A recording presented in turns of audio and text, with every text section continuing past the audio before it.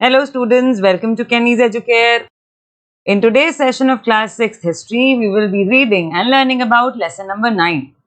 Traders, Kings and Pilgrims. That means ancient history का जो ये time है, that means from BCE era, उस time पे traders क्या काम करते थे, kings कैसे थे, pilgrims कौन कौन इंडिया में आए, we will read about that. We will do this chapter in 2 parts and today we're going to start with part number 1. And in this part, we will read and learn about the following topics. First will be how to find out about trade and traders. कि trade हो रहा है, traders हैं इस ancient history के period में, but how do we find out about this? क्या sources हैं, क्या evidence है?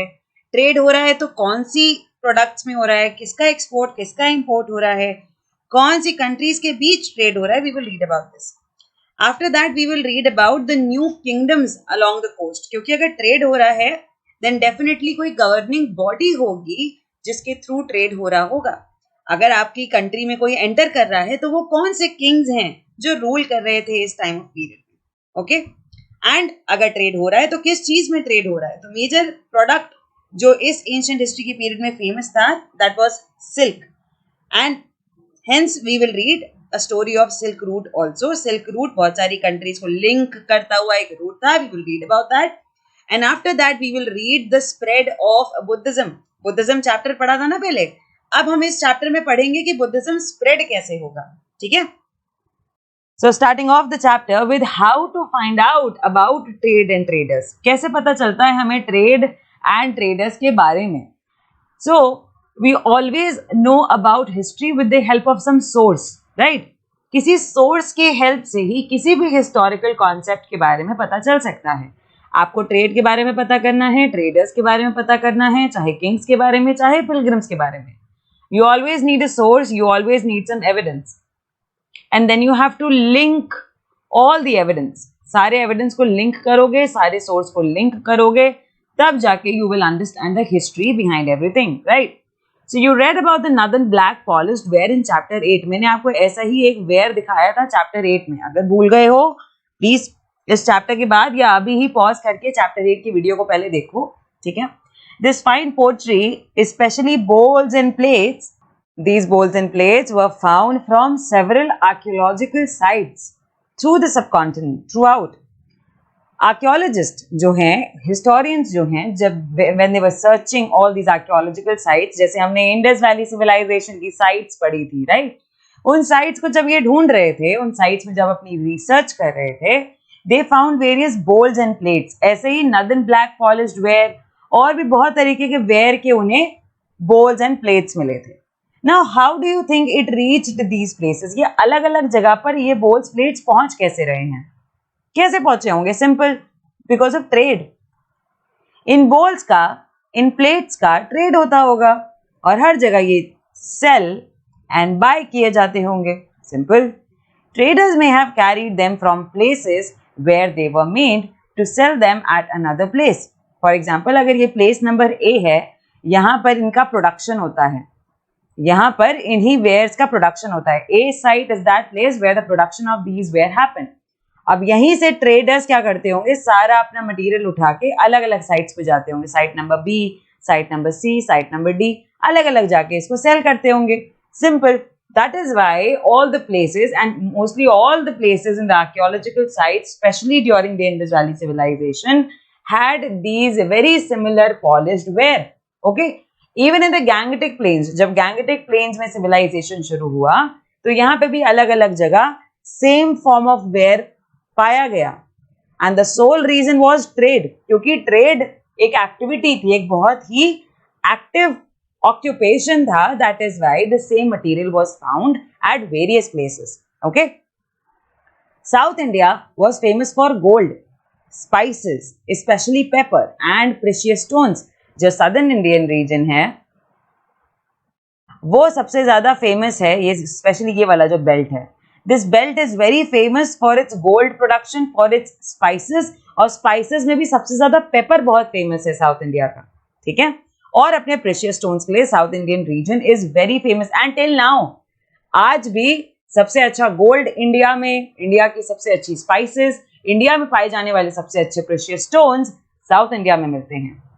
Paper was particularly valued in the Roman Empire. Roman Empire एक वेस्टर्न रीजन में, मिडल ईस्टर्न रीजन में, हमारे लिए वो थोड़ा सा वेस्ट की साइड है ना, मिडल ईस्टर्न रीजन का एक बहुत बड़ा एम्पायर था। I will show you map में, मैं आपको दिखा दूंगी कि रोमन एम्पायर कहाँ पर था, उसका लोकेशन क्या था। ठीक है, रोमन एम्पायर में पेपर की बहुत डिमांड थी।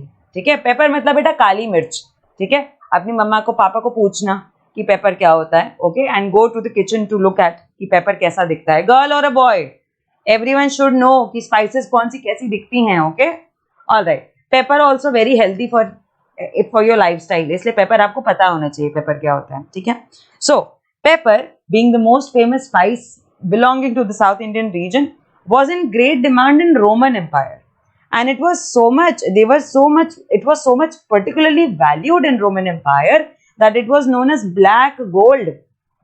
रोमन एम्पायर में पेपर को ब्लैक गोल्ड बोला जाता था क्योंकि वो बहुत वैल्यूएबल था।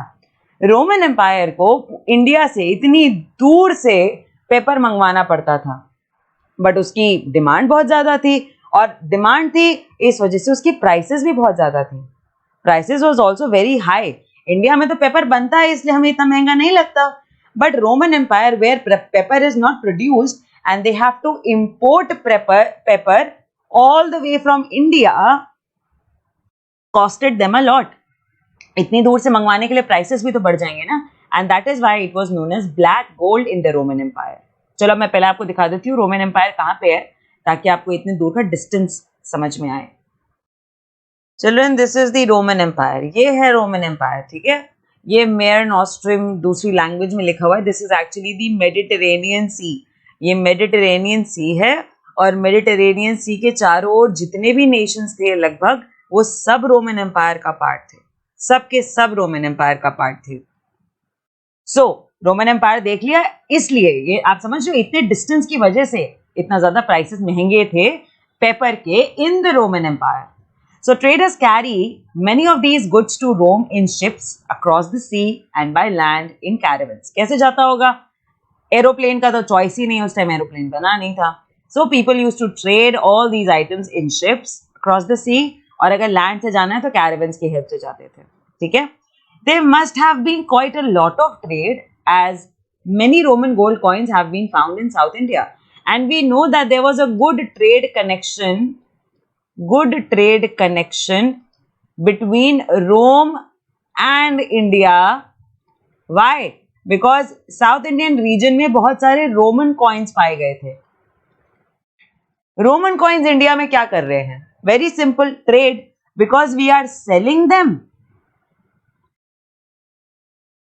and they are exchanging their coins. आप सामान कैसे खरीदते हो? एक प्रोडक्ट लेते हो और उसके बदले में मनी देते हो, right? Similar thing was done by Roman Empire. Roman people used to buy pepper and various other items also, majorly pepper. Roman Empire used to buy pepper and in return they used to give gold coins. ठीक है? और in gold coins, ये जो Roman gold coins है, इसकी help से हमें पता चल जाता है that there was a trade connection between Rome and India. We can find evidence of trade in the Sangam poems also. Sangam poems में भी इंडिया एंड रोम के बीच का ट्रेड रिलेशन बताया गया है। ठीक है, रोम एंड केवल रोम नहीं, और भी बहुत सारी कंट्रीज हैं जिसके साथ इंडिया ट्रेड कर रहा था, राइट? एंड संगम पोएम्स में आपको इन ट्रेडिंग हिस्ट्री के बारे में पता चल सकता है। ठीक है, संगम पोएम्स क्या है बच्चों? अगर भूल गए हो तो एक बार कोशिश करो याद करने की। मैंने बताया था संगम पोएम्स क्या होती है, एक बहुत अच्छा लिटरेरी वर्क है। I will repeat it, don't worry. Sangam poems में भी ट्रेड की थोड़ी हिंट दी हुई है, और ये है वो संगम लिटरेचर जिसमें मैंने आपको चैप्टर 8 की स्लाइड है। ये चैप्टर 8 में मैंने आपको बताया था संगम लिटरेचर क्या होता है। It's the earliest work in Tamil, जिसे हम संगम लिटरेचर कह रहे हैं, and it was composed 2300 years ago. और इन्हें हम संगम इसलिए कहते हैं because they were composed and compiled in assemblies. उन असेंबलीज का नाम संगम था, इसलिए उस असेंबली में आने वाले हर पोएट ने जो भी लिखा उसे संगम लिटरेचर कहा जाने लगा। ठीक है, और मैंने ये भी दिखाया था that how Sangam collection mentions about trade, paddy, salt, cards और ये सॉल्ट मर्चेंट्स, ये सारे वर्ड्स मेंशन्ड थे संगम लिटरेचर के पोएम्स में। ये तो बहुत छोटा सा एक्सर्प्ट है, there are various mentions of trade and trade practices between India and various other countries as well in the Sangam literature. So coming back to this, ठीक है कि रोम और इंडिया के बीच बहुत अच्छा ट्रेड था, specially in pepper, and it was highly valued in Roman Empire and hence it was known as black gold. और सारा ट्रेड कैसे जाता था? वाया शिप्स और via caravels. Why we know about Rome and Indian trade relations? Because we have found various Roman gold coins in India, which we know that was a matter of exchange. Trade और exchange की वजह से वो coins India में है और India का कुछ प्रोडक्ट रोम गया होगा, राइट? एंड संगम पॉइंट्स में ट्रेड के बहुत सारे मेंशन भी किए गए हैं. Now traders explored several sea routes. अब आपको जब ट्रेड प्रैक्टिस इतनी बढ़ रही है, okay, there is a point of zenith in the trade activity in India across various regions and countries. Then traders ने बहुत सारे सी रूट्स भी ढूंढे होंगे, है ना? एक ही रूट से बार बार नहीं जाया जा सकता, because obviously there are dangers attached, there are few shortcomings attached. बहुत सारी shortcomings भी होती है कि अगर winds बहुत heavy हैं, storms आ रहे हैं, then you have to take an alternate route. आपको एक alternate route लेना पड़ेगा अगर storms heavy हैं, right? That is why traders explored various sea routes, जिसकी हेल्प से वो अपने ट्रेड को एक्सपैंड कर सके. Some of these followed the coast. बहुत सारे ट्रेडर्स ने एक बहुत अच्छा दिमाग लगाया कि आप ना कोस्ट को फॉलो करिए, कोस्ट को देखिए कहाँ से कोस्ट जा रहा है. ये है कोस्टल रीजन, ठीक है, coastal region. There were others across the Arabian Sea and the Bay of Bengal, where sailors took advantage of the monsoon winds to cross the seas more quickly. एक दिमाग traders ने और लगाया कि जब वो इंडिया आते थे ना, तो उन्होंने अरेबियन सी की हेल्प ली, उन्होंने बे ऑफ बंगाल की हेल्प ली, specially during the summer season in India. ये जो जून से लेकर सितंबर तक का टाइम है, स्पेशली इस टाइम पे विंड्स जो हैं वो इस डायरेक्शन में फ्लो कर रही होती हैं, ऐसे. Okay, so if someone is coming from this side, वो विंड की हेल्प से अपनी शिप को आसानी से, देखो विंड जा रही है और यहां से शिप आ रही है, आप विंड की हेल्प से अपनी शिप को आसानी से इंडिया के कोस्ट तक ला सकते हैं, right? So if they wanted to reach the western coast of the subcontinent from East Africa, देखो मेरा कर्सर कहां चल रहा है, ईस्ट अफ्रीका, और या फिर अगर अरेबिया से भी आना है, अरेबियन रीजन से भी आना है, they chose to sail with the south west monsoon and sturdy ships had to be build for these long journeys. सबसे पहली बात, ट्रेडर्स ने बहुत अच्छा दिमाग लगाया that instead of fighting with the storms, let's move along with the wind.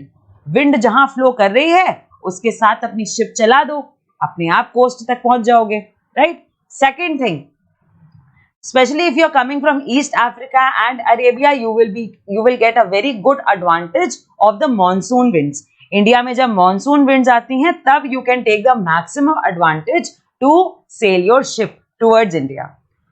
Third point, if you really want to come with the help of such heavy winds across the ocean, then you have to build very sturdy ships. आपको बहुत strong sturdy ships बनानी पड़ेंगी, only then you can move along with these winds. Otherwise अगर आपकी ship बहुत हल्की फुल्की होगी, उड़ जाएगी इन विंड्स में, पता भी नहीं चलेगा. सो sturdy ships had to be built at that point of time, especially for such long trading journeys. Okay? एक बार मैं आपको फिर से साउथ वेस्ट मॉनसून विंड्स की हेल्प से बताती हूँ कि शिप कैसे जा सकती है. Though you will read this part in geography also, that how monsoon winds come towards India and how traders take advantage of it, but let me explain it over here as well. तो समझो कैसे होता है. ये हैं winds का direction.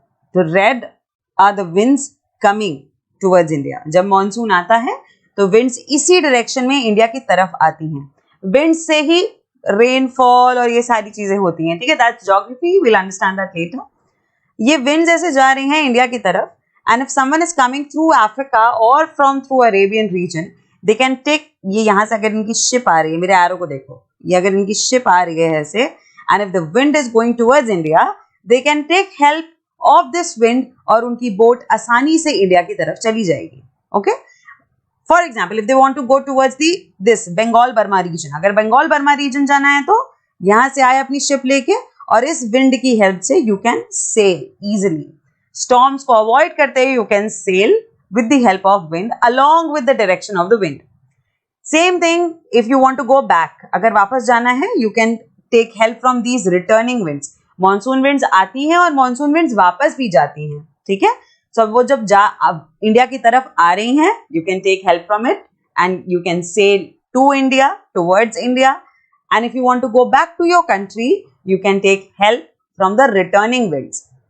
Winds आती हैं जून जुलाई के टाइम पे और वापस जाती हैं नवंबर दिसंबर के टाइम पे, ठीक है? तो अगर आपको जून जुलाई में इंडिया में आना है ट्रेड करने के लिए, which sailors used to do at that point of time, they always took help of the coming monsoon winds.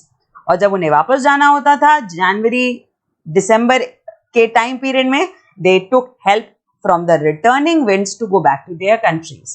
Okay? ऐसे होता है winds की help से अपनी बोट को सेल कर पाना. Now coming on to the next topic, new kingdoms along the coast. क्योंकि if trade is happening, right, there must be some form of government also along the coast. ऐसे थोड़ी ना कि the coast is open और कोई भी आके आराम से ट्रेड कर सकता है, anyone can go. Then तो बहुत गलत items की स्मगलिंग भी हो सकती है.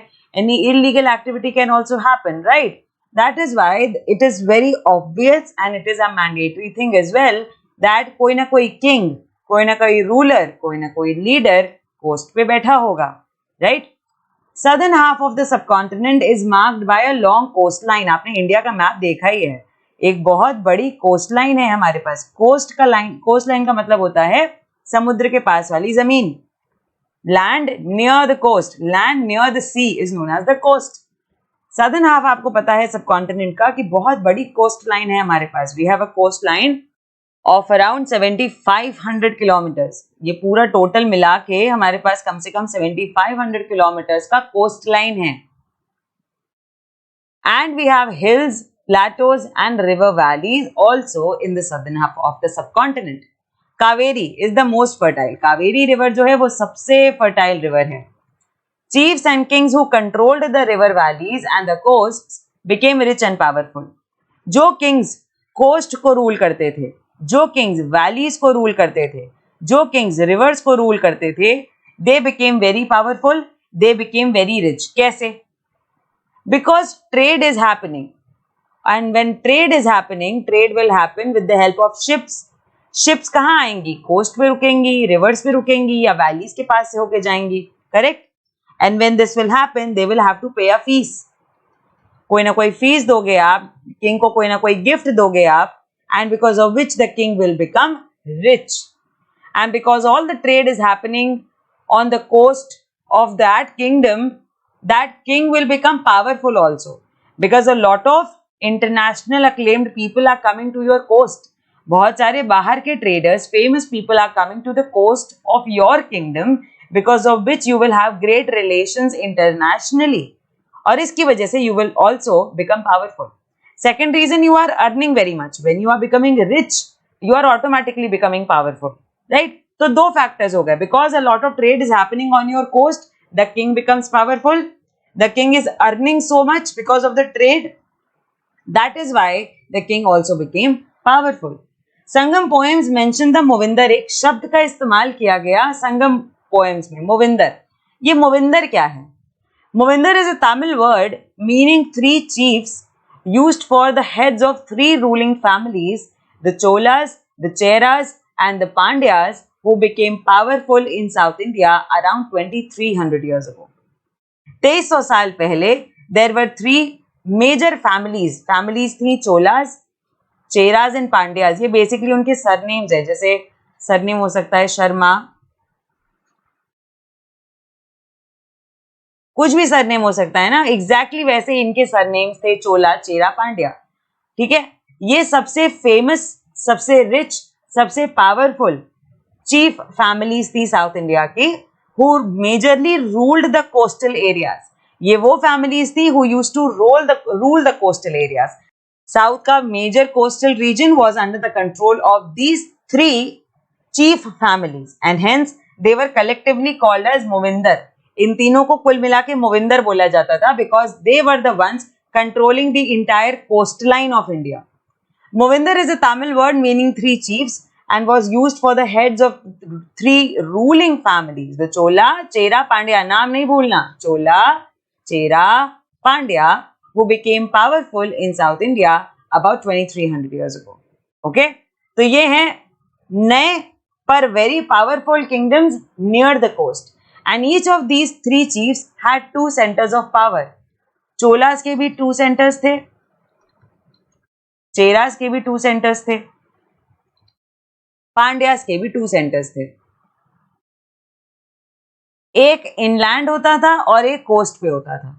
Most important centre. Okay, they had a vast ruling region, और अपने रूलिंग रीजन में एक मेन इंपॉर्टेंट सेंटर ये लैंड पे रखते थे इनसाइड, और एक ये कोस्ट लाइन पे रखते थे. ठीक है, so that they can manage the control of the inland region as well as the coastal region. Coastal region पे भी कंट्रोल कर पाए. ठीक है, आप अगर कोस्ट पे अपना कोई मेन सेंटर ही नहीं बनाओगे तो कंट्रोल कैसे करोगे? So to have a better control on the coast as well as to have a better control on the land region, all the 3 families, all the 3 chiefs had 2 centers of power. एक inland होता था और एक coast पे होता था. Of these 6 cities, 2 were very important. सबकी 2 + 2 + 2 6 हो गई. इन 6 में से 2 तो बहुत ही इंपॉर्टेंट थी. फर्स्ट इज पुहार, जिसे हम कावेरी पट्टनम के नाम से जानते हैं. ये चोलास का पोर्ट था. ठीक है, the Madurai which was the capital of Pandya. So second थी मदुरई, जो तमिलनाडु में है इस समय. ठीक है, Madurai which was the capital of Pandyas. So 2 बहुत इंपॉर्टेंट सिटीज थी. एक थी पुहार, कावेरी पट्टनम, जो चोलास का बहुत इंपॉर्टेंट पोर्ट था, and second was Madurai which was the capital of Pandyas. और मदुरई कोस्ट पे ही है, ये इनकी कैपिटल भी थी और ये इनका कोस्टल सेंटर भी था. ठीक है, आई विल शो यू कहां पर पुहार है, that means Kaveri Pattanam, and where is Madurai. अभी मैप पे मैं आपको दिखाती हूँ. ठीक है, the chiefs did not collect regular taxes. This is a very important point of administration. हमें लगता होगा कि अगर इतना अच्छा ट्रेड हो रहा है, इतना अच्छा ट्रेड हो रहा है कोस्ट पे, देन दैट मीन्स किंग आपसे कोई टैक्स लेते होंगे. Kings must be taxing the traders. No, but there was no regular taxes. Instead, they demanded and received gifts from people. वो टैक्स की जगह लोगों से गिफ्ट्स मांगते थे. ऐसा क्यों करते होंगे बताओ? ऐसा इसलिए करते थे क्योंकि अगर आप टैक्स लगाओगे ना तो people will not come to your coast line. India आपकी ट्रेडर्स आपकी कोस्ट लाइन पे नहीं आएंगे when they have to pay taxes. But when you say कि आते वक्त मेरे लिए कोई गिफ्ट ले आना, then people will happily come. People will happily come and gift you anything they want to gift, with the help of which you can also become rich and powerful, maintaining connections with the traders. Traders नाराज भी नहीं हुए कि tax पे करना पड़ेगा, और trader से आपको गिफ्ट भी मिल गया. Right, so this was the strategy which was practiced by these 3 chief families, especially the Cholas and the Pandyas, who were having a greater control on the coastal region. They also went on military expeditions and collected tribute from neighboring areas. And just like other kingdoms and kings, these 3 families also used to go for military expedition. Military expedition के लिए, अपने area of expansion के लिए दूसरे kingdoms में जाके ये लोग fight करते थे, battle करते थे, कई बार जीतते थे, कई बार हारते थे. Okay, and whenever they used to win, they used to collect a lot of tribute also from the neighboring areas. They kept some of the wealth and distributed the rest among their supporters. अब ये अगर आप कहीं जा रहे हो military expedition के लिए, and if you are winning and if you are collecting tribute, तो इतने सारे पैसों का करोगे क्या? चोला चेरा पांड्या ऐसे पैसों का क्या करते थे? That is what I am trying to tell you. They used to keep some wealth with them, और बाकी सारा अपने सपोर्टर्स में डिस्ट्रीब्यूट कर देते थे, including members of their family, soldiers and poets. Can you see what connection they have, what sort of connectivity they are maintaining with their own people? ऐसा नहीं है कि जितना भी जीत के लाए हैं सब ट्रेजरी में डाल दिया. No, they are keeping some wealth in the treasury, क्योंकि किंगडम को भी रन कराना है. There is economy to run, there is administration to run, but rest of the wealth was used to get distributed among their supporters. और supporters में कौन कौन होगा? उन राजा की फैमिली, उन राजा के सोल्जर्स, उन राजा के court poets. Okay, many poets whose compositions are found in the Sangam collection composed poems in praise of chiefs who often rewarded them with precious stones, gold, horses, elephants, chariots and fine cloth. बहुत सारे ऐसे poets और उनकी composition है संगम collection में, in which it was written that the king is very great, king is very दयालु, king बहुत ज्यादा गिफ्ट देते हैं हम लोगों को. All these praises were written कि किंग ये वाला बैटल जीत के आए, or king is so great. बहुत सारे प्रेज लिखे हुए थे किंग्स के लिए. क्यों? Because the kings used to give gifts in return. आप किंग के लिए अच्छी पोएम लिखिए, आपको गिफ्ट मिलेगा, गोल्ड मिलेगा, प्रेशियस स्टोन्स मिलेंगे, एलिफेंट्स मिलेंगे. कई बार ऐसा भी होता था that a poet used to write a very beautiful poem, लालच में नहीं, not out of greed, but they just used to write very great poems. और अगर किंग को पोएम पसंद आ जाती थी, that the king used to reward the poet. Okay, the king used to reward the poet अगर king को कोई poem पसंद आ जाती थी. अगेन इसको संगम कलेक्शन क्यों कह रहे हैं? Because all these poets used to assemble collectively, और इस असेंबली का नाम संगम असेंबली था. हेंस इस असेंबली में जितने भी पोएट्स थे और वो जितना भी लिटरेचर लिखते थे, the entire literature was known as Sangam literature. Okay, and Sangam literature में बहुत सारी पोएम्स भी लिखी गई बाय वेरियस पोएट्स. और अगर वो किंग के लिए अच्छा लिखते थे या किंग के लिए कुछ कोई भी कॉम्पोजिशन बनाते थे, and if the king used to like it, the king used to reward them with various precious gifts. Okay, so there is a very close relation between the king and his subjects. Subjects मतलब वो जिन पे rule करते हैं. एक बहुत close connection है king और उनके सब्जेक्ट्स का. Why? Because the king is not greedy. The king is having military expeditions. The king is fighting. The king is maintaining his administration.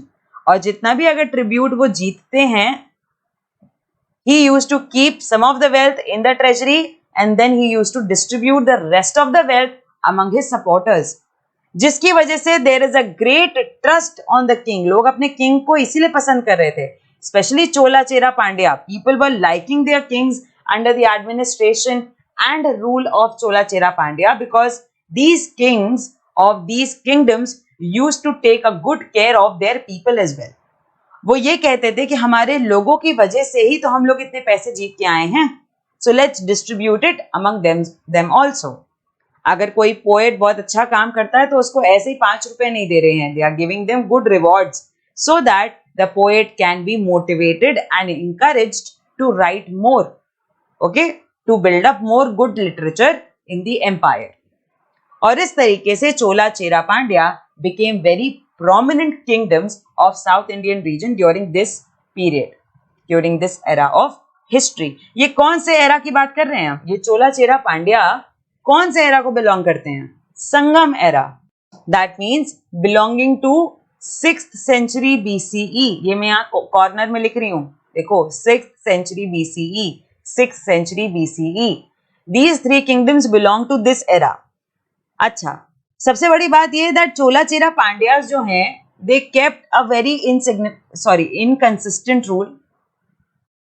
These kingdoms had very inconsistent rule. For example, they started their rule from 6th century BCE. बीच में फिर break आ गया इनके kingdom में, थोड़े से week rulers आ गए. Their kingdom declined. It did not finish. It declined. So in history, they ruled from 6th century BCE to 1500 AD. 15th century तक rule किया इन लोगों ने. ठीक है, 15th century AD पीरियड तक. AD मतलब CE एरा, है ना. अब आप सोचोगे कोई इतने लंबे पीरियड तक कैसे रूल कर सकता है? Because they were ruling in breaks. Continuous rule नहीं था. कभी छोटा सा, कभी किंगडम बहुत छोटा हो जाता था, कभी किंगडम एक्सपैंड हो जाता था. Okay, but their actual rule started in 6th century BCE. ये जो न्यू किंगडम्स है ना around the coast, when trade activity increased, ये वो टाइम है 6th century BCE का, जब ट्रेड एक्टिविटी शुरू हुई बहुत तेजी से, जब ट्रेडर्स इंडिया आना शुरू हुए. Okay, this is that period. Then 6th century BCE से लेकर कंटिन्यूअस 15th century तक ट्रेड बढ़ता रहा और इनका कोस्टल कंट्रोल भी बढ़ता रहा. ओके, नाउ आफ्टर चोला चेरा पांड्या एक और डायनेस्टी है जो बहुत इंपॉर्टेंट हो जाएगी इस कोस्टल रीजन में. अराउंड 200 ईयर्स लेटर, इनके जाने के 200 साल बाद ये जो चोला चेरा पांड्या हैं, इनका जो कंट्रोल और इनका जो रूल है वो डिक्लाइन होएगा. ठीक है, हर किंगडम का अपना एक डिक्लाइन पीरियड जरूर आता है. Though Chola Chera Pandya were very strong enough to come back. वापस आए ये लोग, बहुत पावरफुल फोर्स के साथ वापस आए, बट ऑब्वियसली डिक्लाइन भी हुए बीच में. व्हेन दे डिक्लाइंड, 200 साल के बाद एक बहुत इंपॉर्टेंट डायनेस्टी आई, Satavahanas. They became powerful in western India. ठीक है, इस पूरे रीजन में they became very powerful. The most important ruler of the Satavahana was Gautamiputra Shri Satakarni. He was so powerful कि एक छोटे से रीजन से शुरू करके he expanded this much. Can you see? He is controlling both the coastline, western भी, eastern भी. गौतमी पुत्र Shri Satakarni was a very powerful ruler who expanded the Satvahana dynasty to its zenith. अपने पीक पे पहुंचा दिया था सातवाहना डायनेस्टी को गौतमी पुत्र श्री सतकर्णी. और इनके बारे में हमें कैसे पता है? Because there is an inscription. हर चीज का अपना एक एविडेंस होता है. अपने मन से कोई कहानियां नहीं है हिस्ट्री में. हिस्टोरियंस, आर्कियोलॉजिस्ट, आपको बहुत लोगों से कहानियां सुनने को मिलेंगी, but whatever historians and archaeologists tells us, they give you all the information based on some source, based on some evidence. ऐसे हवा में बात नहीं करते historians. We know about Gautamiputra Sri Satkarni because there is an inscription composed on behalf of his mother, Gautami Balashri. He and other Satvahana rulers were known as the Lords of Dakshinpath, literally the route leading to the south, which was also used as a name for entire southern region. He sent his army to the eastern and to the western as well as to the southern coast for expansion. ये inscription लिखवाई थी गौतमी पुत्र श्री सतकर्णी की mummy ने, जिनका नाम था गौतमी बालश्री. उन्होंने ये कंपोज कराई थी अपने बेटे के लिए. ठीक, ऐसा कहा जाता है इस इंस्क्रिप्शन में दैट गौतमी पुत्र श्री सतकर्णी और बहुत सारे अदर रूलर्स, इन लोगों को, सातवाहना डायनेस्टी के बाकी रूलर्स को लॉर्ड ऑफ दक्षिण पथ कहा जाता था, कि ये दक्षिण पथ के, दैट मीन्स सदर्न रूट के भगवान हैं. ये इतने पावरफुल थे, इतने कंट्रोलिंग थे. Their administration was so flourished and was so full fledged that they were known as the lords of Dakshinapatha, कि इन्हें कोई नहीं हरा सकता, इन पर कोई कंट्रोल नहीं पा सकता. Okay, they were so powerful. Gautamiputra Shri Satakarni western region में रूल करते थे, ये वेस्टर्न रीजन में, but he sent his army to the eastern region as well, to the southern region as well, because he wanted to expand his empire. और हमने देखा है कि उन्होंने अपना एक्सपेंशन कितना बढ़िया किया. He expanded so much that he controlled and gained a good power in the eastern coast region as well. Okay, तो हम लोगों ने 3 किंगडम्स मोविंदर पढ़े, Chola Chera Pandya who had a greater control on the coastal region. Then उसके बाद आती है Satavahana dynasty. So in total we read about 4 kingdoms who had a great control over the coastal regions in India, especially when the trade reached its zenith. और बेटा किसी भी dynasty को पढ़ने के लिए you really have to know कि उसका रूलिंग एरिया क्या होता है. ओके, उनकी कैपिटल क्या है,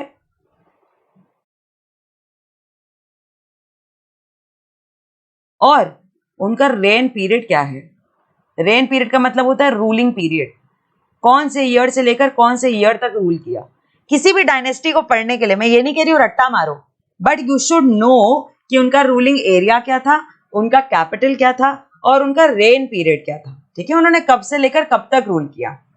तो मैं आपको चारों डायनेस्टी की रूलिंग एरिया दिखाती हूँ, उनकी कैपिटल बताती हूँ, और उनका रेन पीरियड बताती हूँ. Okay, here you can see Chera, Chola, Pandya. देख रहे हो कैसे 3 एम्पायर्स या छोटे छोटे किंगडम्स एक्चुअली ये हैं. ठीक है, और इन सबका एरिया बटा हुआ है. चेराज इधर वेस्टर्न साइड में रूल कर रहे हैं, पांड्याज इधर तमिलनाडु रीजन में रूल कर रहे हैं, और चोलाज इधर आंध्रा रीजन में, और ये mix of Tamil Nadu and Andhra region में रूल कर रहे हैं. ठीक है, तो ये सबके एरियाज क्लियर थे बिल्कुल. ये यहाँ कावेरी पट्टनम, ये यहाँ मदुरई पे रूल कर रहे हैं, और इनकी यहाँ वेंगीज में कैपिटल है. ठीक है, बच्चों this is Kaveri Pattinam. Okay, here is the location of Kaveri Pattinam and here you can सी मदुरई, पांड्यास की कैपिटल मदुरई. ठीक है, तमिलनाडु में. और मैंने पहले सातवाहना रूल भी बताया ना, ये देखो ये है सातवाहना का एम्पायर. तो जब चोल चेरा पांड्या थोड़े वीक हो गए तब सातवाहना रूल आ रहा है. ठीक है, चोला चेरा पांड्या का रूल चलता रहा बट बहुत छोटे एम्पायर में. They ruled over a very small region. They kept ruling but over a very small region when Satavahanas took over. और मैंने आपको सबके एरियाज दिखा दिए, चोला, चेरा, पांड्या, सातवाहनास. सबका पीरियड, चोला चेरा पांड्या का तो सिमिलर पीरियड है, दे ऑल आर कंटेम्पररी, है ना. सातवाहनास थोड़े बाद में आते हैं, उनका रूलिंग एरिया भी मैंने आपको दिखा दिया. When Chola Chera Pandya had very small areas in control, तब सातवाहनास बहुत ज्यादा ग्रो कर गए थे. Right, and I showed you the ruling area. Ruling area के अलावा it's very important to know the reign period, that means the ruling period. Reign period का मतलब होता है ruling period. It's very important to know the ruling period of each dynasty as well as their famous capital. Okay, so starting off with Chola dynasty. Chola dynasty का reign period है 3rd BCE से 13th century CE तक. And mind it, 3rd century से BCE to 13th century CE ये इनका continuous नहीं चला था. बीच में बहुत सारे break आए when Chola got very small in their territorial empire, very small in their territorial control. कई बार तो बिल्कुल ही पावर चली गई थी इनके हाथ से. But the overall period they ruled was from 3rd century BCE to 13th century CE, and the most famous capital of Cholas was Thanjavur. Thanjavur इनकी famous capital है. Coming on to Cheras, ruling area मैंने आपको दिखा दिया. Reign period इनका है 6th century BCE to 3rd century CE और capital है इनकी वांची में. मैंने यहाँ पे 9th सेंचुरी सीई भी लिखा हुआ है बिकॉज 6th सेंचुरी बीसीई से लेकर 3rd सेंचुरी सीई तक चेराज ने रूल किया. Then they lost their power. फिर वो अपनी पावर लूज कर गए थे बट अगेन उन्होंने 4th सेंचुरी से अपनी पावर को रीगेन किया. अपनी पावर को रीगेन किया और 9th सेंचुरी तक फिर से रूल किया. ठीक है, coming on to Pandyas. Ruling area दिखा चुकी हूं मैं. रेन पीरियड है इनका 6th century BCE to 15th century CE. 15th century that means somewhat 1400s के ईयर तक इन्होंने रूल किया है और इनकी कैपिटल है मदुरई. एंड द सातवाहनास का रूलिंग एरिया मैंने दिखा दिया. रेन पीरियड इनका शुरू होता है 1st सेंचुरी BCE से 3rd century CE. 3rd century CE बहुत छोटा सा रूल है, एक्चुअल में तो 300 साल है बट चोला चेरा पांड्या के कंपैरिजन में बहुत छोटा रूल है. और इनकी कैपिटल 2 थी. अमरावती सबसे फेमस कैपिटल, इसके अलावा प्रतिष्ठान भी इनकी कई बार कैपिटल रही. ओके, तो ये थे सबके रेन पीरियड एंड सबके Capitals which you should know. Please copy it somewhere, किसी पेपर पे चार्ट बना के अच्छे से लिख लो एंड कहीं अपने वॉल पे या जो भी आपका स्टडिंग एरिया है वहां इसको रखो and you should know about this. Okay, अच्छा, सातवाहनास इस पूरे पीरियड में सबसे लास्ट में आते हैं पर चोला चेरा पांड्या सातवाहनास के एंड के बाद भी रूल कर रहे थे. सातवाहनास का रूल 3rd सेंचुरी सीई में खत्म हो गया बट बाकी डायनेस्टीज का रूल अभी भी चल रहा था. पांड्यास 15th सेंचुरी सीई तक, चोलास 13th सेंचुरी सीई तक, चेरास 9th सेंचुरी सीई तक. तो इसलिए it's very important to understand the power of Chola Chera Pandya in comparison to Satavahanas. Though Satavahanas were lord of Dakshinapatha and they were very powerful. उन्होंने चोला चेरा पांड्या के भी बहुत सारे रीजन पर कंट्रोल कर लिया था बट आफ्टर ऑल चोला चेरा पांड्यास री इमर्ज्ड. इस री इमर्जेंस में स्पेशली जो चेराज हैं, चेराज री इमर्जेंस में सबसे फेमस हैं बिकॉज इनकी जब सेकंड डायनेस्टी स्टैब्लिश हुई चेराज की तो इन्होंने अपनी कैपिटल बना ली महोदयपुरम. इन्होंने वांची से अपनी कैपिटल शिफ्ट करके महोदयपुरम बना ली एंड दैट वाज अ री इमर्जेंस, री बर्थ ऑफ चेराज एम्पायर. इसलिए ये जानना बहुत इंपॉर्टेंट है. तो चेरा की फर्स्ट डायनेस्टी की कैपिटल है वांची और सेकंड डायनेस्टी की कैपिटल है महोदयपुरम. 2 बार इन्होंने रीगेन किया ना और रीगेन करने के बाद अपनी कैपिटल बदल दी थी, इसलिए मैं आपको यहाँ पे 2 कैपिटल बता रही हूँ. बाकी चोला की एक ही कैपिटल है हमेशा, थांजावुर. पांड्यास की एक ही कैपिटल है हमेशा, मदुरई. सातवाहनास की पूरे पीरियड में ये 2 कैपिटल्स रही, प्रतिष्ठान और अमरावती. और चेरास की फर्स्ट पीरियड में रही वंची और बाद में रही महोदयपुरम. ओके तो ये थे सारे किंगडम्स जो हमने पढ़े।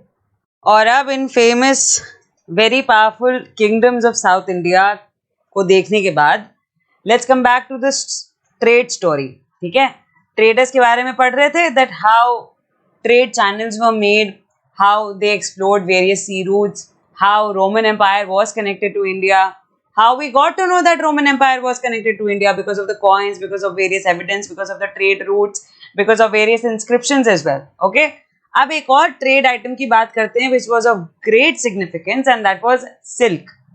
The story of the silk route, the rich glossy colors of silk as well as its smooth texture make it a highly valued fabric in most societies. Silk अपने आप में एक बहुत वैल्यूड फैब्रिक है even today. आज भी silk fabric is very much valued, it's highly valued fabric because it is very smooth in texture, it's rich, it's glossy in colours. Making silk is a complicated process. ठीक है, natural process से शुरू करते हुए colouring के artificial process तक silk अपने आप में एक बहुत कॉम्प्लिकेटेड process होता है to make it. Raw silk has to be extracted from the cocoons of silkworms, spun into thread and then woven into cloth.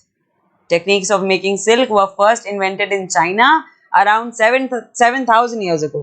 कैसे बनता है सिल्क? सिल्कवॉर्म, ठीक है, जो सिल्कवॉर्म होता है उसके कोकून से आप पहले सिल्क को एक्सट्रैक्ट करते हो, छोटा अमाउंट एक्सट्रैक्ट करते हो, देन उसके थ्रेड्स बनाते हो, देन उन थ्रेड से क्लॉथ बनाते हो। ठीक है, और ये टेक्निक चाइना में इन्वेंट हुई थी 7,000 years ago. So you have to go tell to your parents or your friends that silk was invented in China 7,000 years ago.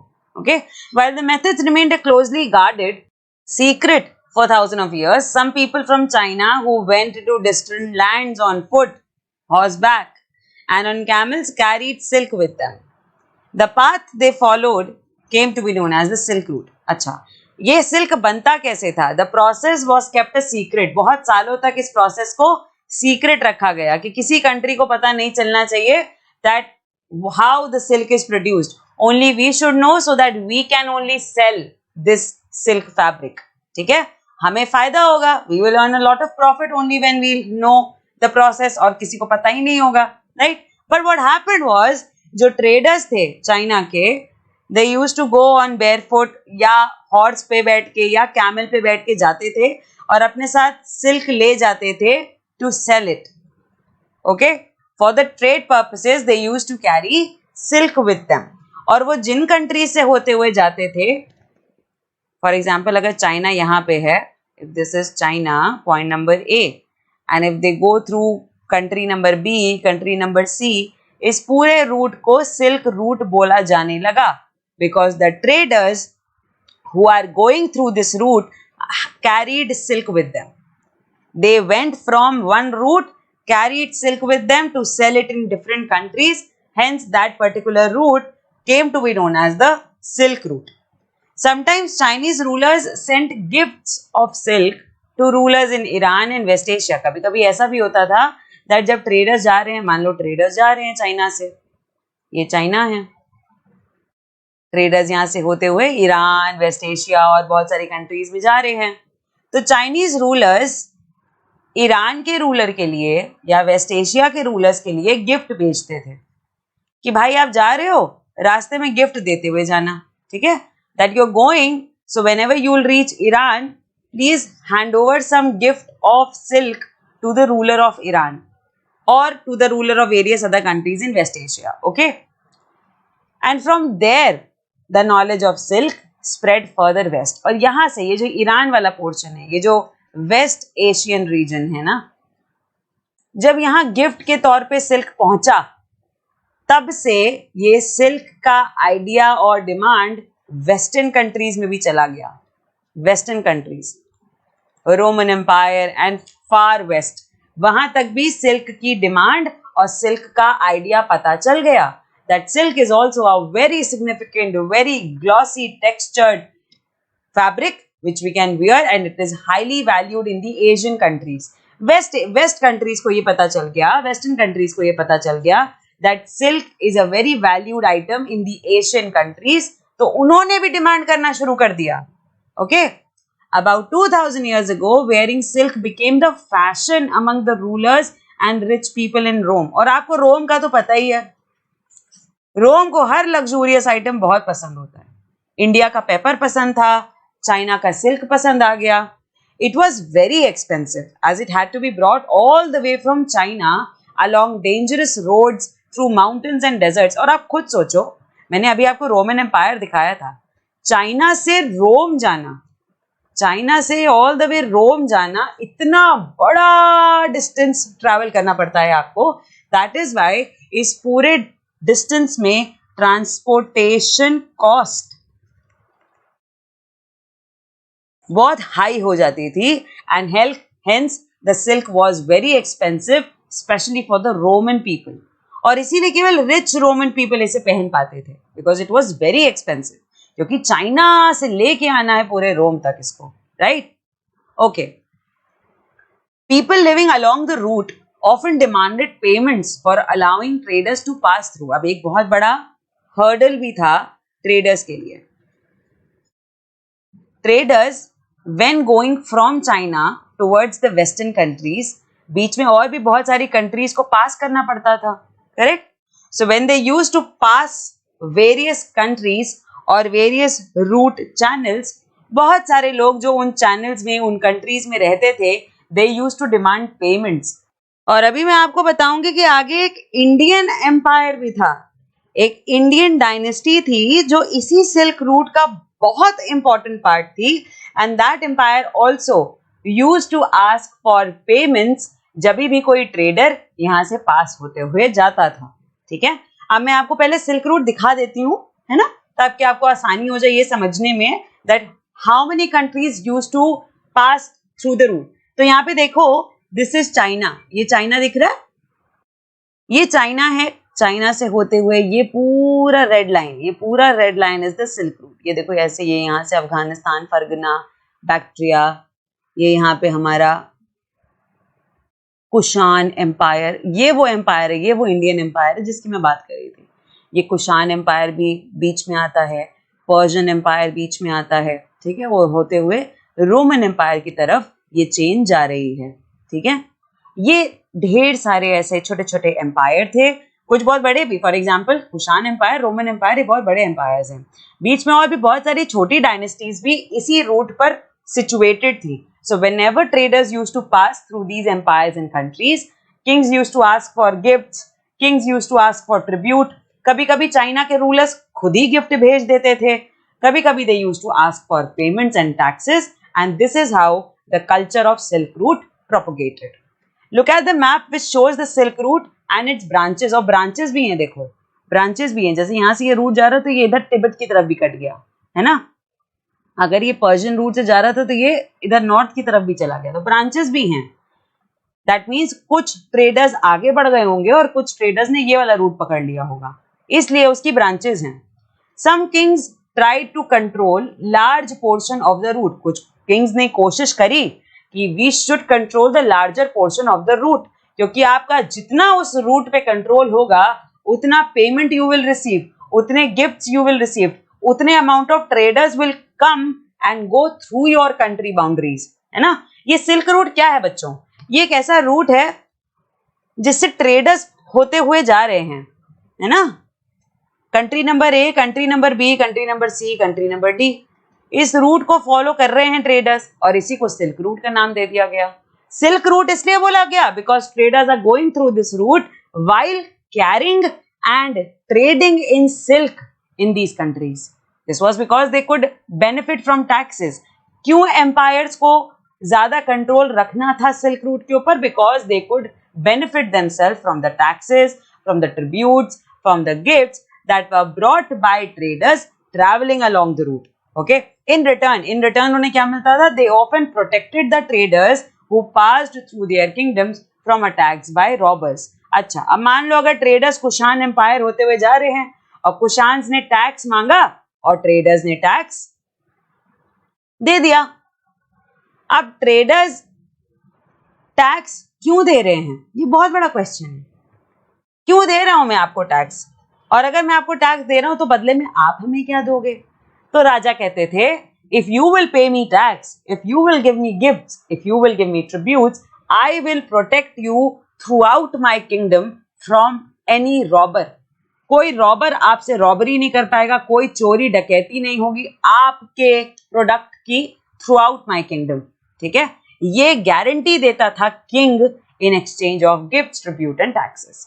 ठीक है, and this is how the trade propagated. इसी तरीके से trade बढ़ता भी है। एक कंट्री से ट्रेडर होते हुए दूसरी कंट्री जा रहा है, और जो दूसरी कंट्री का रूलर है वो ट्रेडर्स की हेल्प कर रहा है in return of some gifts or tributes. Okay, the best known of the rulers who controlled the Silk Route were the Kushans, who ruled over Central Asia and Northwest India around 2000 years ago. 2000 साल पहले Kushans had a greater control. Kushan was an Indian dynasty, had a greater control over the Silk Route region. और Kushans का ruling area था central Asia and north west India. ठीक है, their two major centers of power were Peshawar and Mathura. Takshila was also included in their kingdom later. इनके दो सबसे important centres थे। हर kingdom के अपने इंपॉर्टेंट सेंटर्स होते हैं, है ना, जैसे चोला चेरा पांड्या के अपने इंपॉर्टेंट सेंटर्स थे, सातवाहनास का अपना इंपॉर्टेंट सेंटर था, वैसे ही कुशान्स का अपना इंपॉर्टेंट सेंटर पेशावर और मथुरा था, और बाद में इन्होंने तक्षशिला भी ऐड कर लिया था। During their rule a branch of Silk Route extended from Central Asia down to the seaports at the mouth of river Indus, from where silk was shipped westwards to the Roman Empire. The Kushans were amongst the earliest rulers of the subcontinent to issue gold coins. These were used by traders along the Silk Route. Silk was also sent from China by sea.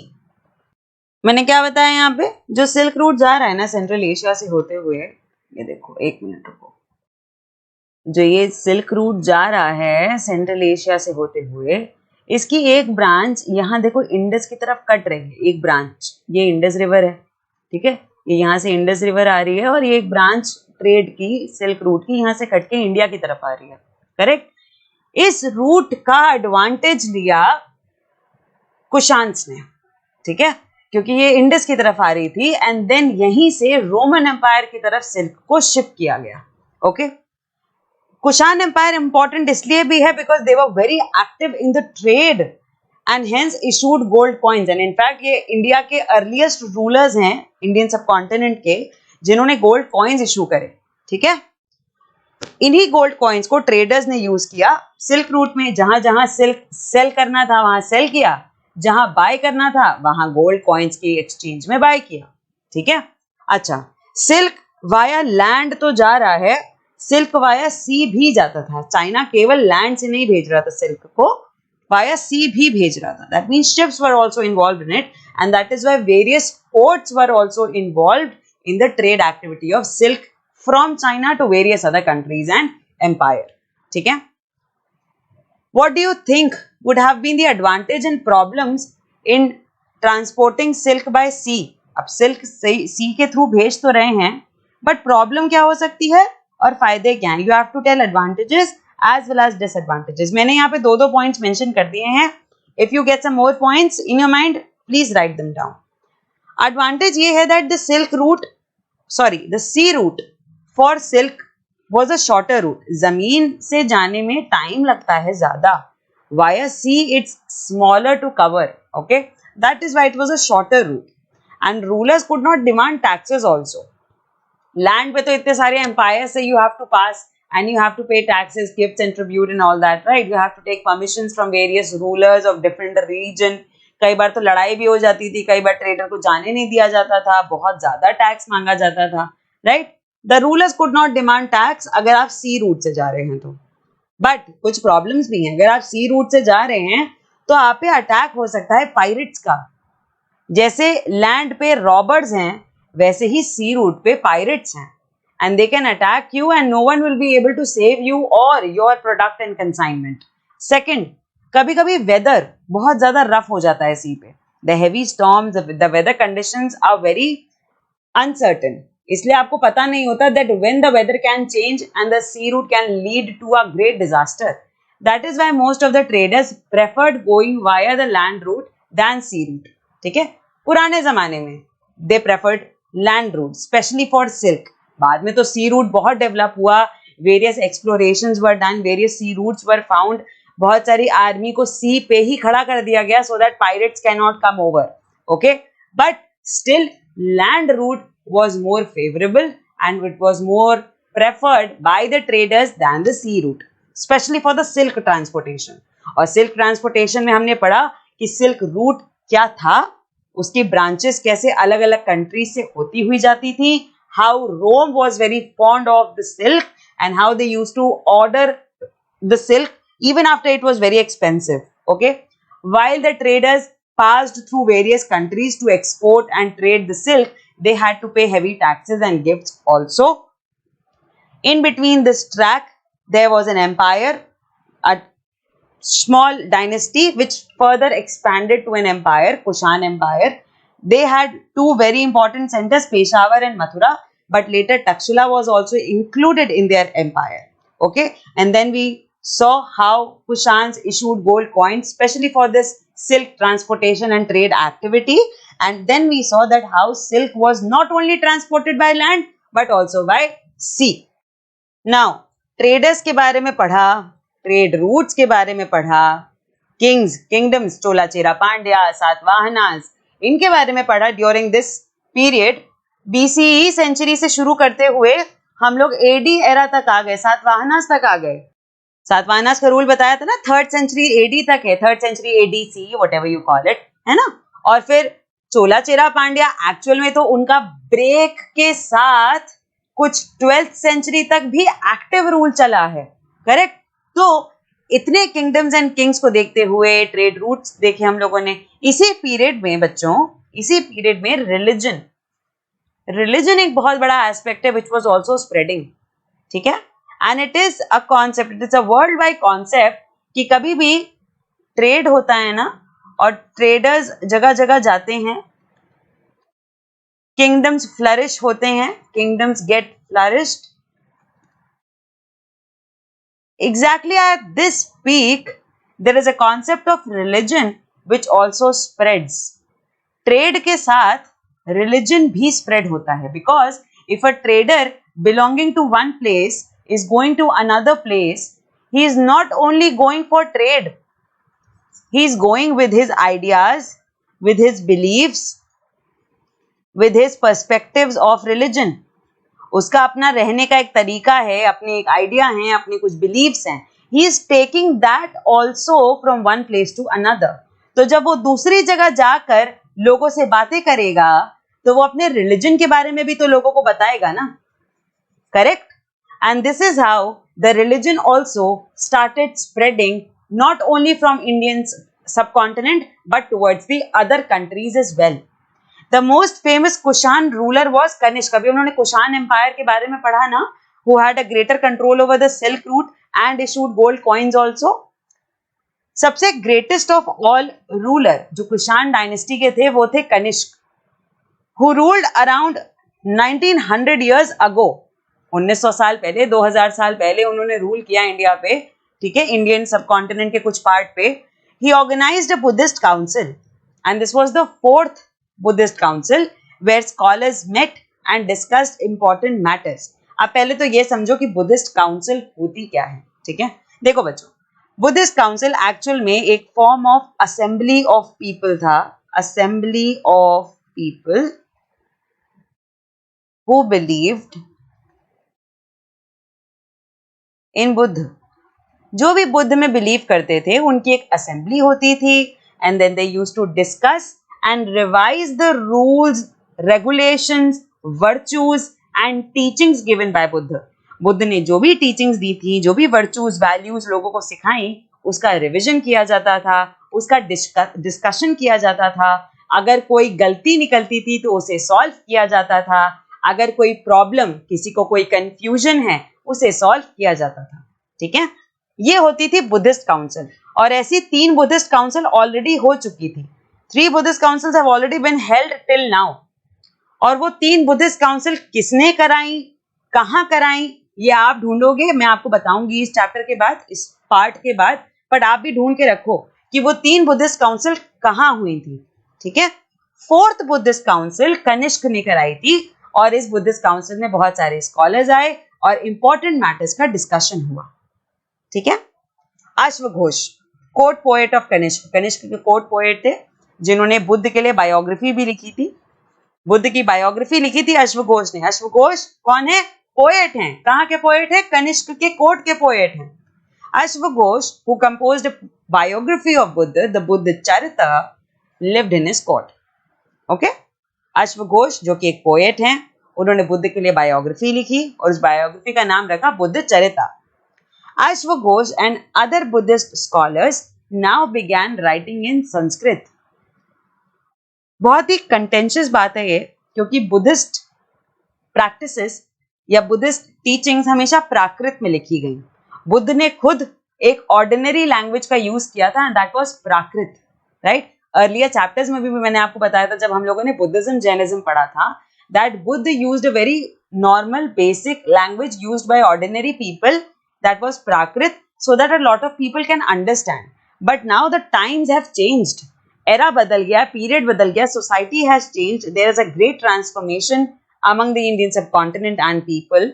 Learning का method भी बदल गया है and now Sanskrit was popular. अश्वघोष और बाकी दूसरे Buddhist scholars ने भी संस्कृत में लिखना शुरू कर दिया था. ठीक है. And because of this a new form of Buddhism known as Mahayana Buddhism now developed. देख रहे हो, एक ओरिजिनल आइडिया में जो भी चेंजेस आ रहे हैं उसकी वजह से there is a new form of Buddhism. एक नया फॉर्म ऑफ बुद्धिज्म प्रोपोगेट हो रहा है and that is Mahayana Buddhism. क्योंकि जो ओरिजिनल आइडियाज थे अब उनमें चेंजेस लाए जा रहे हैं. ओरिजिनल आइडिया देखो, बुद्ध की टीचिंग को नहीं बदला जा रहा, बट छोटी छोटी प्रैक्टिसेस में चेंजेस लाए जा रहे हैं and because of which a new form of Buddhism was taken place, that was Mahayana Buddhism. ठीक है. और महायान बुद्धिज्म के दो सबसे डिस्टिंक्ट फीचर ये थे कि नाउ अर्लियर, अभी इससे पहले क्या हो रहा था कि बुद्ध की प्रेजेंस को हम स्कल्पचर में शो कर रहे थे कुछ साइंस की हेल्प से, है ना, कुछ साइंस का यूटिलाइजेशन किया जा रहा था. लेकिन अब बुद्ध के स्टैचूज बनवाए जा रहे थे. ठीक है. Now statues of the Buddha were made. Many of these were made in Mathura while others were made in Takshashila. और दूसरा चेंज था was a belief in Bodhisattva. पहला चेंज तो ये हो गया कि स्टैचू बन रहे थे. बुद्ध ने कभी भी आइडल वर्शिप में बिलीव नहीं रखा था. बुद्ध ने बल्कि इस चीज को मना किया था. He did not believe in idol worship, remember. But now Buddha के ही स्टैचूज बन रहे थे. ये था सबसे बड़ा चेंज महायान बुद्धिज्म का. एंड सेकंड चेंज था कि हम बोधिसत्व में भी बिलीव करेंगे. बोधिसत्व कौन होते हैं? वो लोग जिन्हें निर्वाण मिल चुका है. Now they are helping other people to attain the enlightenment stage. Bodhisattvas are those people who have attained enlightenment and now they are helping other people to achieve enlightenment. Okay, so second change was belief in Bodhisattvas. These were supposed to be persons who had attained enlightenment. हम बोधिसत्व उन्हें कहते हैं जिन्हें हम मानते हैं कि वो enlightenment प्राप्त कर चुके हैं. They now know the truth of life. They now have the knowledge of life. Once they attained enlightenment, they could live in complete isolation and meditate in peace. और आपको जब एक बार निर्वाणा प्राप्त हो जाता है, when you achieve enlightenment, you can rest in isolation. आप isolation में रह के अपना meditation कर सकते हो. ठीक है. But Bodhisattvas, instead of doing that, they remained in the world to teach and help other people. Buddha ने भी तो यही किया था. There came a time when Buddha achieved enlightenment. Buddha चाहते तो कोने में बैठ के आइसोलेशन में मेडिटेट कर सकते थे पीसफुली. बट बुद्ध, उन्होंने ये कहा कि नहीं, मैं किनारे कोने में नहीं बैठूंगा. I will teach the world. मैं दुनिया को भी सिखाऊंगा कि what is the truth of life, what is this knowledge about life. And similar practice was done by other Bodhisattvas as well. Bodhisattvas ने भी वही काम किया. Instead of sitting in isolation, they remained in the world and taught people and helped other people to achieve enlightenment. The worship of Bodhisattvas became very popular and spread throughout Central Asia, China, later to Korea and Japan also. ये Mahayana Buddhism का जो ये एक practice है, that you can worship the Bodhisattvas also, This became very popular, this became very famous, especially Central Asian countries में, China में, बाद में कोरिया और जापान में भी ये कॉन्सेप्ट बहुत फेमस, बहुत प्रोपाउंड हुआ. Buddhism also spread to Western and Southern India. Western and Southern India. अभी तक केवल North में ज़्यादा concentrated था, right? But now it was spreading to Western and Southern India also, where dozens of caves were hollowed out of hills for monks to live in. अब caves बनाई जा रही थी monks के रहने के लिए, ठीक है? कि monks पढ़ाते हैं, लोगों को सिखाते हैं, but in the rainy season they cannot go out, right? Or if they want to take rest for some time, they can live in these caves. Caves को, अगर कोई एक hill है, उस hill को cut किया जाता था और cave बना दी जाती थी, so that people can go inside and rest in the cave. ठीक है? तो ये practice, ये दो major changes थे जो महायान बुद्धिज्म में लाए गए थे. Now the point is कि जो हमने पढ़ा that earlier there were few signs. Earlier Buddhism को साइंस से डिपिक्ट किया जाता था. तो वो साइंस क्या थे? वो साइंस थे बच्चों, बर्थ के लिए हम यूज करते थे lotus and bull. Mahabhinishkramana, that means great renunciation के लिए हम यूज करते थे हॉर्स. अटेनमेंट ऑफ इनलाइटनमेंट के लिए हम यूज करते थे बोधि tree.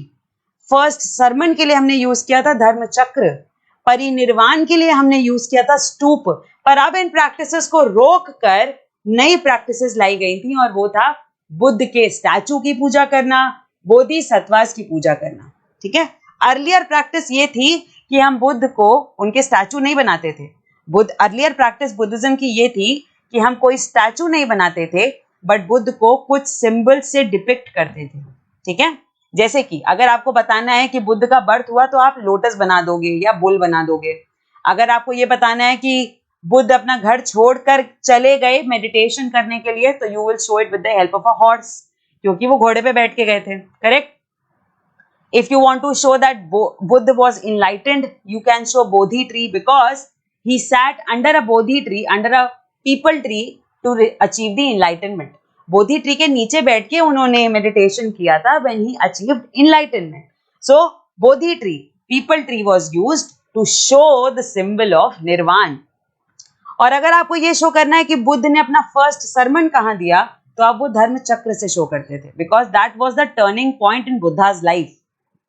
Because that was the point when after attaining enlightenment, he did not sit in the corner. He remained in the world and taught people, helped other people, okay, and told people about the truth of life. So we show the first sermon जो उन्होंने पहला lecture बच्चों को दिया, we show it with the help of a dharma chakra. And last is the symbol of Buddha's death, which is shown with the symbol of stoop. ये इतने सारे stoop Buddhism का बहुत बड़ा सिंबल है, which shows the death of Buddha. ठीक है? बुद्ध की डेथ को ही सिंबलाइज करने के लिए स्तूप बनवाए गए थे. So these were the symbols जो पहले प्रैक्टिस में थे बुद्धिज्म में, but later on when Mahayana Buddhism came into the face, few changes were made. That is, अब बुद्ध के स्टैचू बन रहे थे, अब बुद्ध के स्टैचूज की पूजा हो रही थी, and along with that bodhisattvas की भी पूजा हो रही थी. ओके, बोधिसत्वास वो हैं जिन्होंने बुद्धिज्म को फॉलो किया and then later they achieved enlightenment. But instead of sitting in isolation and meditating, they also remained in the world and taught people just like Buddha. Okay? तो ये कुछ changes थे छोटे मोटे जो बुद्धिज्म में आए, and because of which various transformations took place and there were formations of new form of Buddhism. And as I told you कि बहुत सारे statues मथुरा में और कुछ तक्षशिला में भी बनते थे. तो ये रही images. This is an image of Buddha from Mathura. And this is an image of Buddha from Takshila. Look at these और note करो similarities and differences. देख रहे हो दोनों के statues का formation, दोनों की designs, दोनों की detailing में बहुत difference है. ठीक है? यहाँ कैसे layer by layer पूरी draping दिखाई जा रही है और यहाँ पे एक plain body show की जा रही है, right? यहाँ पे उनकी fingers, उनके expression को vividly explain किया जा रहा है और यहाँ पे there is a lot of difference in that. Similarity क्या है? दोनों के position, दोनों ही स्टैचूज में लगभग सिमिलर पोजीशन दिखाई जा रही है बुद्ध की. अनदर अट्रैक्टिव पॉइंट जो मैंने बताया था दैट बुद्ध के बहुत सारे प्रेजेंस को हम शो करते थे बहुत सारे साइंस से, और साइंस हमने देख लिया कौन कौन से थे. इन साइंस को हम बार बार स्कल्पचर्स में दिखाने की कोशिश करते थे. Sculptures such as this one, Sculpture from the stupa at Sanchi, जो सांची स्तूप है, very famous stupa of Sanchi, उस पूरी बिल्डिंग के जो वॉल्स और रेलिंग्स हैं, उस पूरे स्तूप के वॉल्स और रेलिंग्स में बहुत सारे स्कल्पचर्स हैं जहां बुद्ध के अलग अलग साइंस को, अलग अलग सिंबल को प्रेजेंट किया गया है. फॉर एग्जाम्पल यहाँ पे आप देखो, यहाँ पे ट्री दिखाया जा रहा है और ट्री के नीचे एक सीट है, which is depicting that Buddha इस बोधि ट्री के नीचे बैठे थे to achieve enlightenment.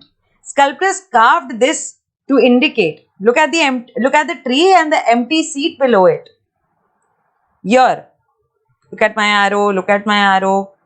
Sculptors carved this to indicate that the Buddha had attained enlightenment while meditating under the tree. तो ऐसे ही स्कल्पचर्स के फॉर्म में, डेकोरेटिव पीसेस के फॉर्म में बुद्ध की बहुत सारी बिल्डिंग्स, बुद्ध के रिप्रेजेंटेशन देने में बहुत सारी बिल्डिंग्स में ऐसे स्कल्पचर बनाए गए, डेकोरेशन पीसेस बनाए गए जिसमें बुद्ध के ही सिंबल्स को दिखाया गया. ठीक है, जैसे यहाँ पे उनकी इनलाइटनमेंट स्टेज को दिखाया जा रहा है. मैंने आपको इनलाइटनमेंट के लिए दिखाया था that for enlightenment we use a symbol of Bodhi tree. नहीं याद आ रहा है? फिर से रिवाइज करो. These were the signs. यहाँ पे इनलाइटनमेंट के लिए I showed you Bodhi tree, birth के लिए लोटस बुल, रिनंसिएशन के लिए हॉर्स, इनलाइटनमेंट के लिए बोधि ट्री, फर्स्ट सरमन के लिए सिंबल ऑफ व्हील या धर्मचक्र, डेथ के लिए स्टूप. ये आपको सिंबल्स बिल्कुल रटे होने चाहिए अच्छे तरीके से. मार्क इट और make it on a paper, stick it to the wall. आपको ये साइंस अच्छे से पता होना चाहिए regarding the Buddhism, regarding the symbolism. Okay, this is the cave at Karle, Maharashtra. Karle, Maharashtra. This is a cave made out of cutting the rock. You can see the rock structure. Here I'm marking with red lines. Here is a rock structure, and people in the ancient times have carved the rock so that they can make a cave out of it. Okay. Some of these caves were made on the orders of king. As I told you, some of the caves were made on the orders of the king and queen, other than by merchants and farmers. Farmers and merchants also made some caves, and few caves were ordered by kings and queens to be made. These were often located near passes through the Western Ghats. I showed you the Western Ghats.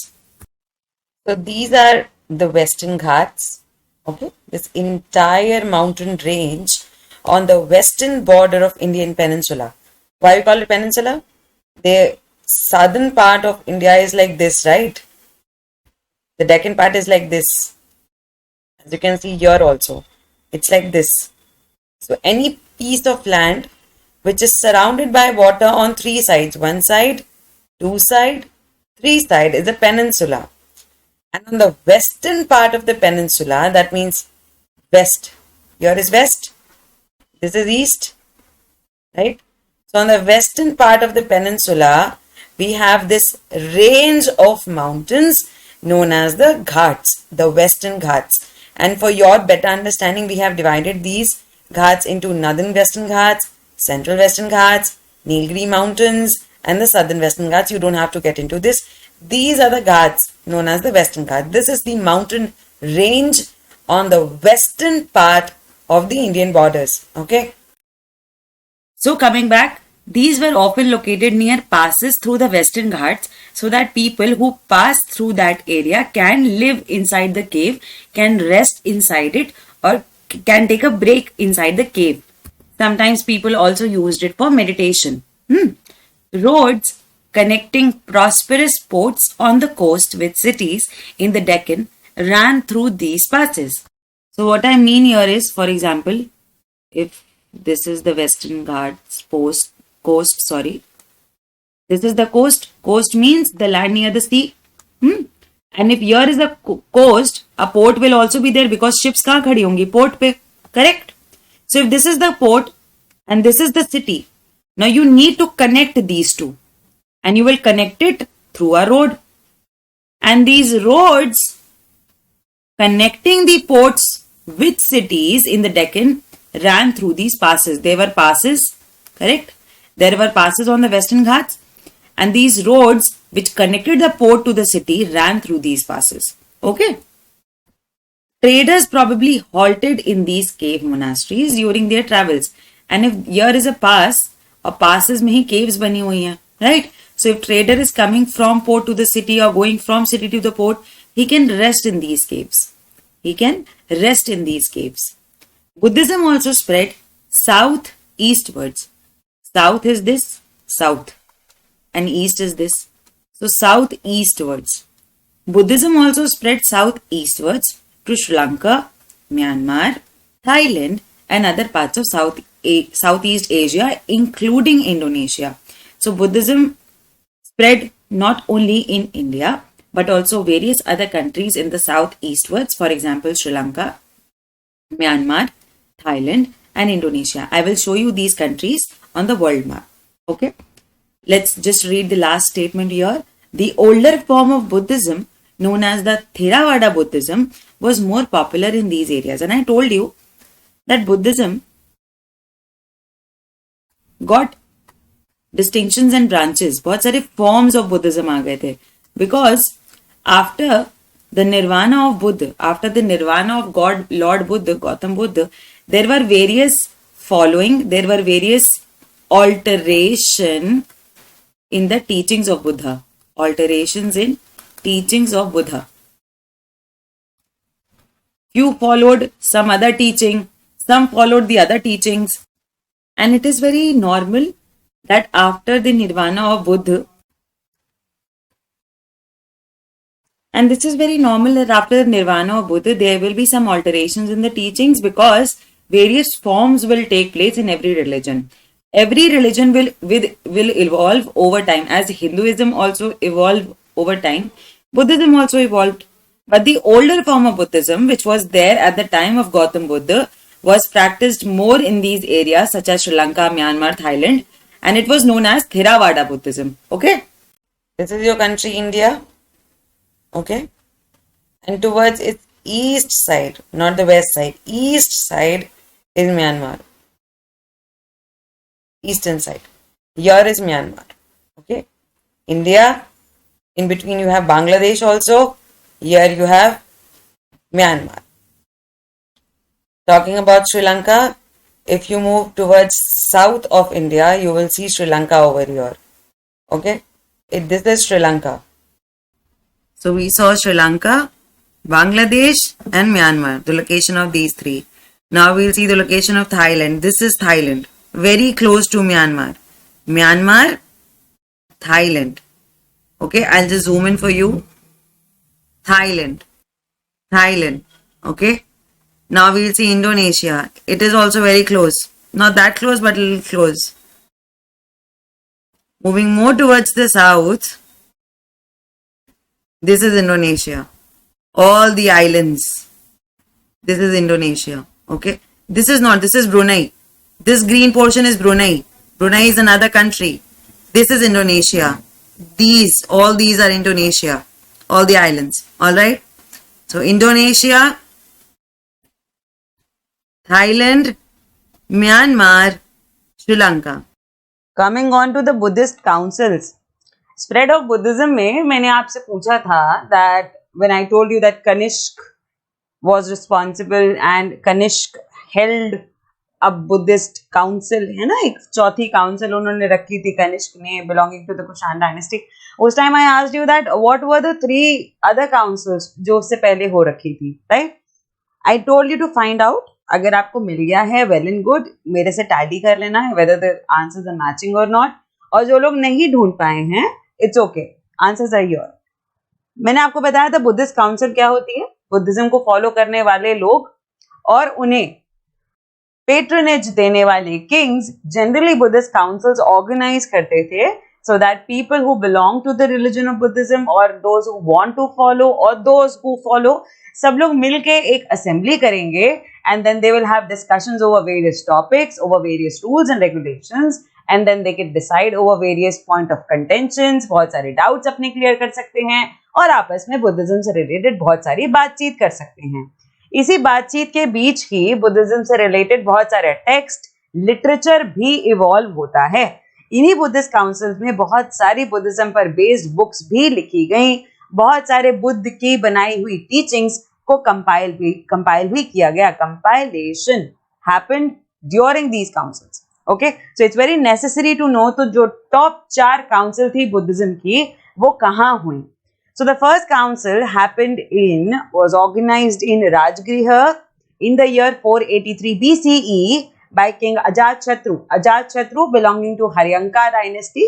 जब हम लोगों ने महाजनपद पढ़े थे हमने तब इनका नाम पढ़ा था. हर्यंक डायनेस्टी के किंग थे अजातशत्रु. 483 BCE में इन्होंने राजगृह में बुद्धिस्ट काउंसिल ऑर्गेनाइज करी थी. And Rajgriha is a town in the present day Bihar. ठीक है.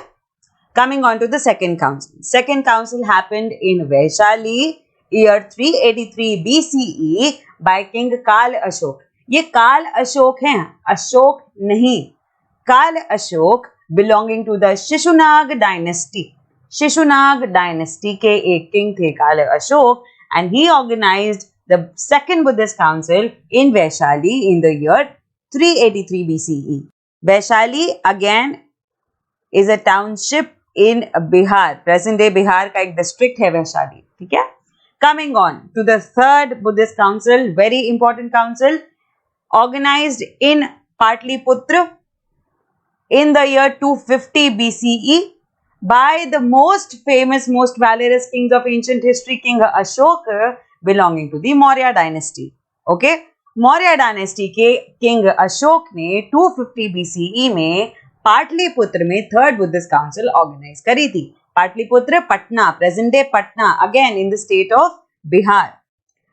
Fourth council was organised in Kashmir in the year 72 AD. अब ये सीई पीरियड आ गया है. 72 AD में किंग कनिष्क ने, कुषाण डायनेस्टी, इन्होंने कश्मीर में बुद्धिस्ट काउंसिल को ऑर्गेनाइज किया था. कश्मीर आपको पता है कहाँ पे है ना.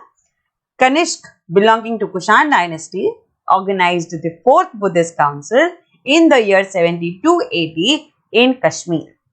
इसके बाद फिफ्थ एंड सिक्स्थ काउंसिल भी हुई बट वो बाहर हुई, इंडिया के बाहर हुई. फिफ्थ काउंसिल बर्मा में हुई थी, Myanmar, present day Myanmar, Burma में हुई, म्यांमार में हुई.